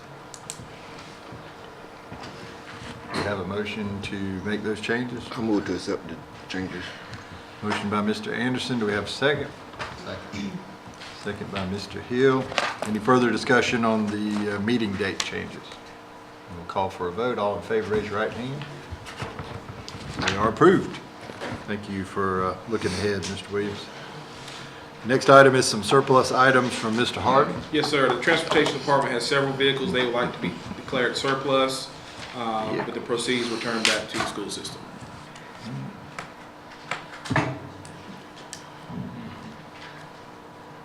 Low price. Low price. Low price. Slightly used, gently used. Gently used activity buses. Move to approve the items presented as surplus. Motion by Mr. Smith. Do we have a second? Second. Second by Mr. Davis. Further discussion on the surplus items? And all in favor, raise your right hand. Did the students leave? Okay. We'll now entertain a motion to go into closed session. I move that Lenore County Board of Education go to closed session under North Carolina General Statute 143-318.11 to prevent the disclosure of confidential personnel files, to consult with the board's attorney in order to preserve the attorney-client privilege and to consider matters relating to initial employment of an individual employee. All right, motion by Mr. Hill. Do we have a second? Second. Who's that? Mr. Smith? Yeah. All right, all in favor of going into closed session, raise your right hand. All right, we are now in closed session. Thank you. We're now back in open session. We'll entertain a motion to approve the personnel report with the addendum. Move to approve the personnel report with the addendum. Motion by Mr. Smith. Do we have a second? Second. Second by Mr. Davis. All in favor of approving the personnel report with the addendum, raise your right hand. It is approved. Do we have a motion to adjourn? Mr. Chairman, I move that this state award-winning board adjourns for the evening. Thank you, Mr. Anderson. We'll take that motion. Do we have a second? Second. Was that Ms. Smith? All right, all in favor of adjournment, raise your right hand. We are now adjourned. Thank you.